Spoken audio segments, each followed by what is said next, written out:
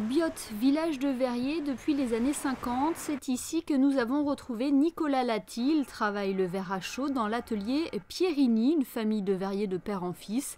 Cette passion pour le verre, Nicolas la cultive depuis une vingtaine d'années maintenant. Une passion apprise auprès d'un grand maître, Jean-Claude Novaro. Je l'ai rencontré il y a une vingtaine d'années maintenant. Moi j'ai habité à Biot et puis j'ai eu la chance de le rencontrer dans les années 90.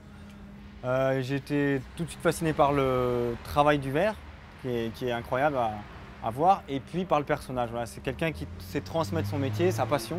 Avant tout, il a vraiment une passion du verre. Et ce matériau, c'est assez magique. Enfin, je trouve que quand vous verrez les images, c'est quelque chose de merveilleux à voir. Et donc, je suis très vite tombé amoureux du métier. Et les images, les voici. Nicolas Lati travaille le verre grâce à plusieurs outils, des ciseaux, des pincettes, le chalumeau ou encore la maillotche. La gravité et la chaleur permettent également de donner de la forme au verre. Le geste est cependant millimétré et chronométré.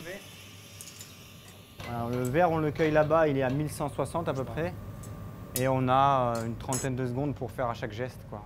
Dès que le verre redescend aux alentours de 900-950, on retourne dans ce four-là qu'on appelle four de réchauffage pour remonter la pièce en température et pouvoir continuer le modelage.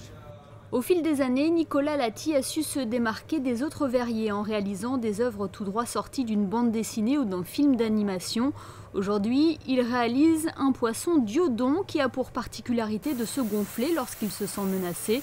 Un poisson qui se prêtait parfaitement à la technique du verre soufflé. Et pour le réaliser, c'est un travail d'équipe. Une fois les yeux, la bouche et les nageoires fixés, la pièce prend la direction de l'arche de recuisson afin d'éliminer toutes les tensions du verre qui a subi pas mal de changements en peu de temps. La pièce va redescendre tranquillement en température pendant à peu près une vingtaine d'heures, entre 20 et 30 suivant l'épaisseur de la pièce. Donc on verra la pièce finie dans un jour et demi à peu près. Un peu plus d'1 heure aura été nécessaire pour réaliser cette œuvre, mais elle n'est pas encore terminée. Prochaine étape, le travail à froid, le sablage ou encore l'ajout des épines du poisson en silicone. En voici un petit aperçu.